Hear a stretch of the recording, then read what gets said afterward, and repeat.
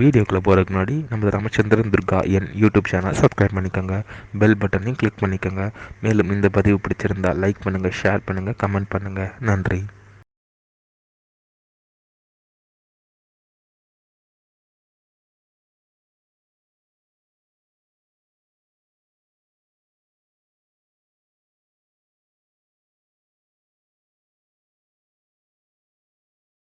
ஸ்ரீ குருபியோ நமः.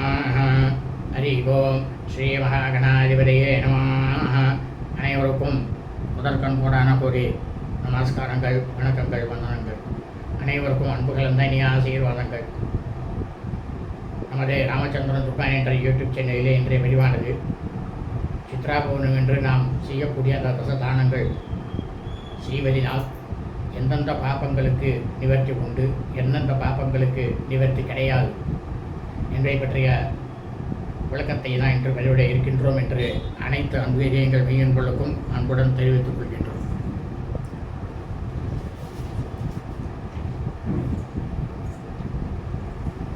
இந்த வீடியோ பதிவானது சித்ரா பௌர்ணமி தினத்தன்று சித்திரகுப்தனாக கலியுகத்தில் வேதம் முடித்த வேததர்ம சாஸ்திரம் தெரிந்த பிராமண வந்தக்காரர்களுக்கு தசதானங்களை கொடுப்பதால் எந்தெந்த பாவங்கள் நம்மை விட்டு விலகும், எந்தெந்த பாவங்கள் நம்மை விட்டு விலகாது என்பதை பற்றிய ஒரு விளக்கம்தான். ஆகவே அடியனுடைய அனைத்து அன்பு இதயங்களும் மெய்யன்பர்களும் இந்த வீடியோ பதிவினை ஆரம்ப முதல் கடைசி வரை முழுவதுமாக பார்த்து என் அந்நாளில் அதன் பிரகாரம் கடைபிடித்து கொண்டு வேதம் படித்த வேத சாஸ்திரம் தெரிந்த பிராமணரை சித்திரகுப்தராக வரித்து நினைத்து கொண்டு அவருடைய திருப்பாதங்களை சாட்டாங்கமாக விழுந்து நமஸ்காரம் செய்து அவருடைய பரிபூர்ண கிருபா கடாட்சத்தையும் பரிபூர்ண ஆசியும் பெற்று தாங்களும் தங்கள் குடும்பத்தை சார்ந்தவர்களும் மிக மிக க்ஷேமமாகவும் சௌக்கியமாகவும் சகல ஐஸ்வர்யத்துடனும் சசந்தான பாக்கியத்துடனும் இருக்க வேண்டுமாய் அன்புடன் கேட்டுக்கொள்கின்றோம். நம்மை விட்டு விலகக்கூடிய பாவங்கள், இதை தான் முதல்ல பார்க்க போகிறோம். இந்த தசதானங்கள் கொடுக்கறதுனால நம்மளை விட்டு விலகக்கூடிய பாவங்கள் என்னென்ன? நம்ம குலதெய்வ வழிபாடு செய்யாமல் இருக்கோம். பல வருடங்களாக குலதெய்வம் தெரியல, செய்யாமல் இருக்கும். அந்த குலதெய்வ வழிபாடு செய்யலைன்னா அதனுடைய பாவங்கள் இதில் நீங்கள்தான். இது அத்தனையும் வேத தர்ம சாஸ்திரத்தில் சொல்லியிருக்கு. நான் உங்களுக்காக சொல்லலை, யாரையும் பயமுறுத்தலை. குரு துரோகம், அதாவது நமக்கு பாடசாலையில் இப்பெல்லாம் பள்ளிக்கூடம்னு இருக்கு. நமக்கு பாடம் சொல்லி கொடுக்கக்கூடிய அந்த ஆசிரியருக்கு நாம் ஏதும் தீங்கு செய்தால் அந்த பாவமானது விலகும்.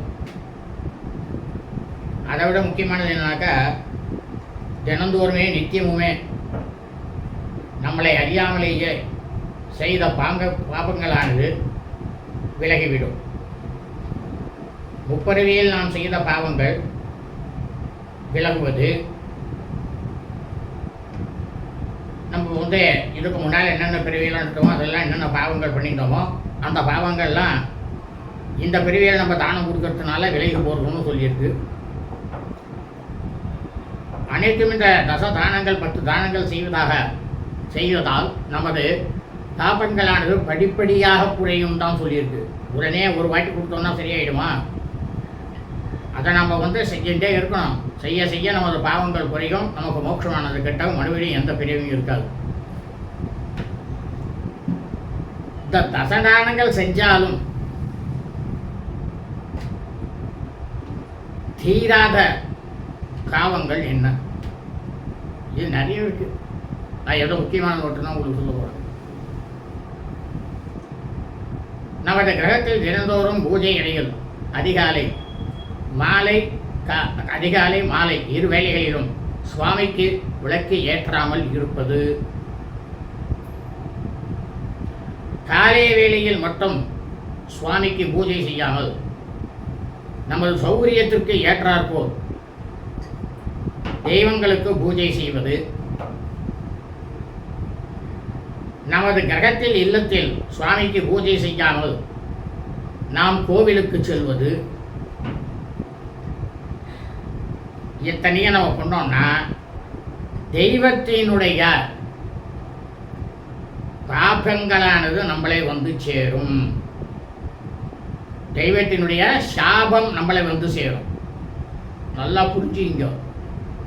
தெய்வ சாபம் வருவான்.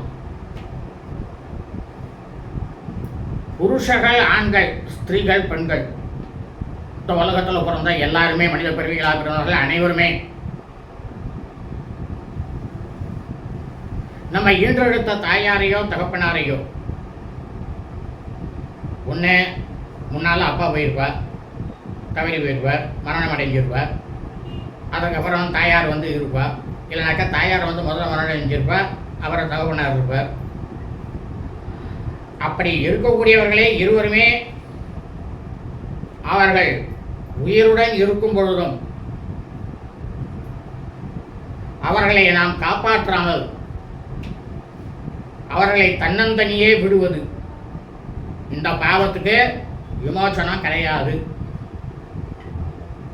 தர்மசாஸ்திரம் நல்லா புரிஞ்சுங்க.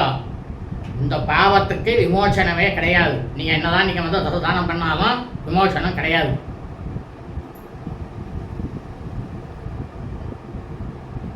நம்மை நம்பி வந்த நமக்கு வந்து இப்போ வந்து ஒரு புருஷர் வந்து நம்ம விவாகம் பண்ணிக்கிறோம், திருமணம் ஆகுது. நம்மை நம்பி வந்த மனைவியை ஏதோ ஒரு விஷயத்துக்காக அவளை கைவிடுவது, அந்த பாவத்துக்கும் பிராயச்சித்தம் கிடையாது.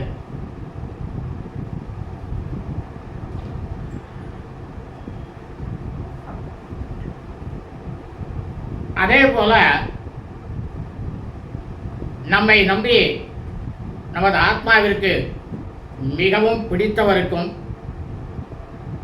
நம்மிடம் பணிவேலை செய்யக்கூடிய பணியாளர்களுக்கும் அவர்கிட்ட வாழ்க்கைந்து நம்ம வந்து வேலை வரைக்கும் வாங்கிவிட்டு அதுக்கப்புறம் அவளை வந்து உறிஞ்சி எடுத்துட்டு அவளுக்கு சம்பளம் கும்பளம் எதையும் கொடுக்காம எதையும் பண்ணாமல் அவளை வந்து அனுப்புறது. போகிற நீங்கள் கிளம்புங்க அப்படின்னு சொல்கிறோம் பார்த்தீங்களா, அந்த பாவத்துக்கு விமோசனம் கிடையாது. அதே போல விவாகமான தம்பதிகள் அந்த அவருடைய மனைவி தன்னுடைய கணவருக்கு இருக்கும் பொழுதே அவருக்கு துரோகம் செய்வது. துரோகம் செய்வதுன்னா என்ன? இவா இஷ்டப்படி போயிட்டு இருக்கிறது, அந்த துரோகம். அதாவது கணவர் வந்து மனைவியை வந்து அனாவசியமாக சொல்லி வெளி அனுப்புறது, அது ஒரு பாவம். மனைவி வந்து தான் இஷ்டத்துக்கு இருக்கிறதுக்காக அவள் வெளில வரதும் அதுவும் அந்த பாவம். அந்த பாவத்துக்கும் விமோசனம் கிடையாது.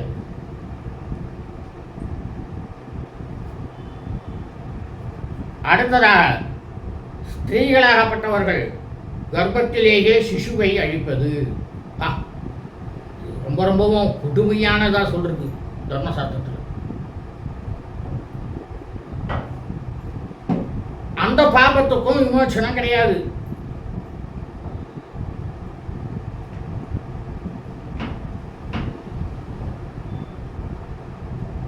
அதை விட இப்போ எல்லாருக்கும் கல்யாணம் ஆகிடுது, விவாகம் ஆகிடுது, வீட்டுக்கு வரா. வீட்டுக்கு வந்தோடனே என்ன பண்ணுவா? அது ஆணாக இருக்கட்டும் பெண்ணாக இருக்கட்டும், முதல் வேலையை என்ன பண்ணுறா? நீ என்னோட தனியாக வந்துடணும், உங்கள் அப்பா அம்மாவை விட்டுடணும், உன் சொந்த மொத்தத்தோட நீ தொடர்பு வச்சுக்க கூடாது, இப்படியெல்லாம் சொல்லி ஆணாகப்பட்டவன் செய்தாலும் பெண்ணாகப்பட்டவள் செய்தாலும் இருவருமே செய்தாலும் அந்த பாவத்துக்கு சொந்த பந்தங்களை பிரித்து விடுவது என்ற பாவத்திற்கு விமோசனம் கிடையாது. இது அத்தனை வேத தர்மசாஸ்திரத்தில் போட்டிருக்கு. அதை தான் நான் சொல்றேன். ஸ்திரீகள், அதாவது புருஷர்கள், ஆண்கள் வந்து ஸ்திரீகள் சிறு வயது முதல் அடுத்தவருடைய மனைவி வரை பலாத்காரமாக பலவந்தமாக பலாத்காரம் செய்வது, அந்த பாவத்துக்கு எக்காலத்திலையும் விமோசனமே கிடையாது. அவன் எந்த மாதிரியெல்லாம் பிறவி எடுக்கணும், நரகத்தில் இருக்கணும், அத்தை பண்ணணும், இத்தை பண்ணணும், ஏகப்பட்ட பிரச்சனைகள் இருக்கு. அவன் எங்கேயுமே அவன் போக முடியாது. அவனுடைய மரணமானது ஆச்சுன்னா அவன் யமலோகத்துக்கே போக முடியாது. அவனுக்கு நடுவுலேயே அவனுக்கு முழுக்க முழுக்க எல்லா தண்டனையும் கொடுத்துருவான். அவன் அந்த தண்டனையே அனுப்பிச்சுட்டு அவன் அப்புறமா தான் அவன் அந்த பித்ருலோகமே போக முடியும். அது வரைக்கும் அவன் போக முடியாது.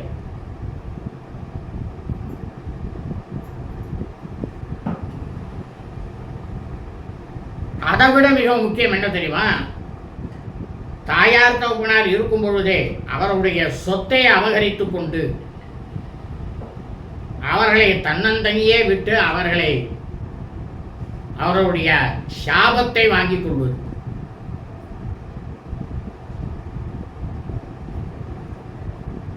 வருஷா வருஷம் செய்யக்கூடிய பித்ருகர்மாக்களே நமது முன்னோர்களுக்கு செய்யாமல் இருந்தோம்னால் பித்ருசாபமானது நிச்சயமாக வரும். அந்த சாபத்துக்கும் விமோசனம் கிடையாது. அடுத்தவர்களுக்கு உரிமையாக இருக்கக்கூடிய அனைத்து சொத்துக்களையும் அவர்களிடமிருந்து அபகரிப்பது இன்னைக்கு அதான் நடந்துருக்கு. அந்த பாவத்துக்கும் விமோசனம் கிடையாது. அனைத்து உயிர் பிராணிகளையும், அதாவது ஆடு மாடு கோழி மனித பிறவிகளாக பிறந்தவர்கள் அனைவரையும் வதம் செய்வது, கொன்று போடுவது, இந்த பாவத்துக்கு எக்காலத்திலுமே அவனுக்கு விமோசனம் கிடையாது. இந்த தானங்களை பண்ணாக்க அந்த பாவமானது தீராது. அதே போல் அவன் ஆடு மாடு கோழி அதெல்லாம் போட்டுடணும். அந்த மாமிசங்களை சாப்பிடுவது, அதை சாப்பிட்டு அவன் விட்டுட்டாள்னா தப்பிச்சிருவா.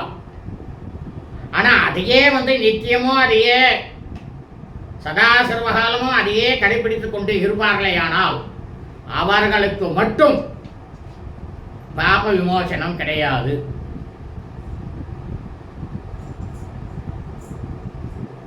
அதே போல ஒரு தேசத்தை ஆட்சி செய்ய கூடியவர்கள் ராஜாக்கள் நாட்டு பிரஜைகளை வரிமேல் வரி போட்டு இம்சை செய்வது. அப்படி இம்சை செய்யறதுனால அந்த ராஜாவுக்கு அந்த சத்திரிய தர்மத்திலே சொல்லிருக்குது, அந்த பாபத்துக்கு விமோசனமே கிடையாது அந்த ராஜாவுக்கு. சொந்த தொழில் செய்பவர்கள் அவர்களுடைய வியாபாரத்தில் அதிகமாக லாபத்தை ஈட்டி அந்த லாபமே இல்லை அப்படின்ற மாதிரி கணக்கு காட்டுற பதில, அவ்வாறு கணக்கு காட்டுபவர்களுக்கு இந்த பாப விமோசமாக தசதானங்கள் பண்ணாலும் தீராது. அதாவது ஆகிய இத்தனை பாவங்களையும், அதாவது எந்த தசதானங்கள் கொடுத்தா கிடைக்காதுன்னு சொன்னா அத்தனை பாவங்களையும் செய்துவிட்டு, அதாவது இந்த பாவங்களை செஞ்சுட்டு அதுலேருந்து வெளியே வந்துட்டான்னா அவனுக்கு அந்த தசதானம் அவனுக்கு வேலை செய்யும். அதையே ஸ்திரமாக எப்போ பார்த்தாலும் எந்த க்ஷணமும் அதையே செஞ்சுட்டு இருக்கான்னு வச்சுக்கோ, அவளை பொறுத்த வரைக்கும் மட்டும்தான் இந்த விஷயம்.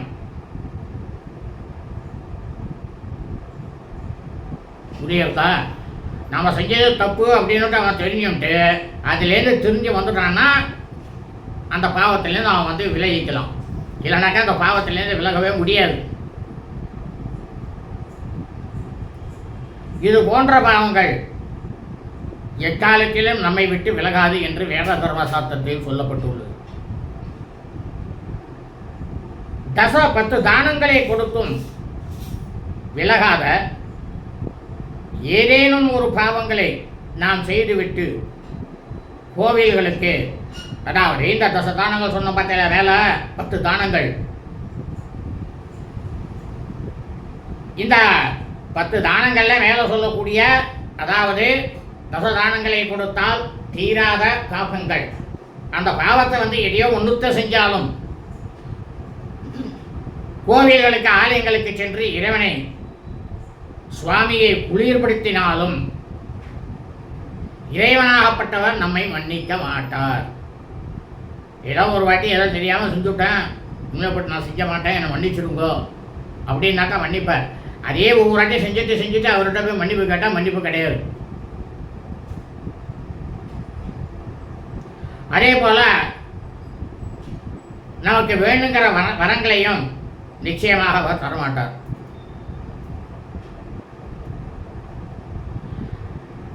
நாம் இந்த மாதிரி செய்யக்கூடாத பாவங்களை எல்லாம் செஞ்சுட்டு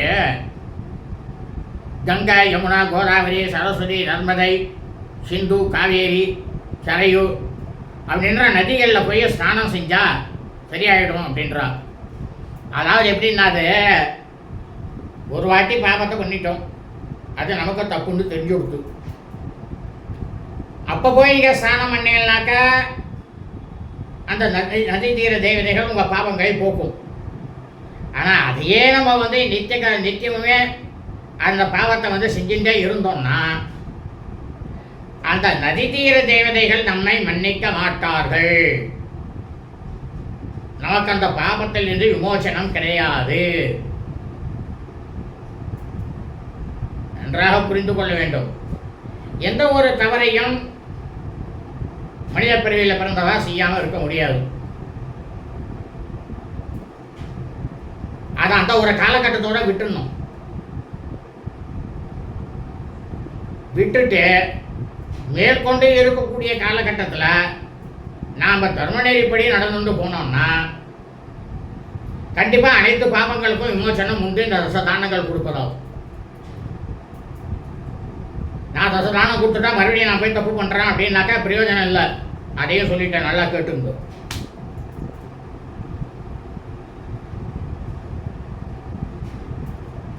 மீண்டும் மீண்டும் சொல்கின்றேன், இந்த பிரபஞ்சம் முழுவதுமே மனித பிறவிகளாக பிறந்த தாங்கள் அனைவர் மீதும் மகா அக்கறை கொண்ட ஒரே பிராமணன், வேத தர்ம சாஸ்திரம் அறிந்த பிராமணன் தங்களுக்கு எடுத்துரைக்க வேண்டும் என்ற ஒரே உள்நோக்கத்துடன் தான் தங்களுக்கு இந்த பதிவை எடுத்துரைத்துக் கொண்டு இருக்கின்றேன். யாரையும் கட்டாயப்படுத்தலை. அவ சௌகரியம் செய்யறது செய்யாதெல்லாம் உங்கள் சௌகரியம். ஆனால் நான் இருக்கக்கூடிய பாபங்களுக்கு என்னென்னங்கிறத தெரிஞ்சுக்கணும் எல்லாரும். அதுதான் என்னுடைய ஆசை. அதை தான் பதிவிட்டிருக்கேன். அவ்வளவுதான். வாழ்க வளமுடன், நலமுடன். இனிய ஆசீர்வாதங்கள். லோகா சமஸ்தா சுகினோ பவந்து. சுபமஸ்து. ததாஸ்து.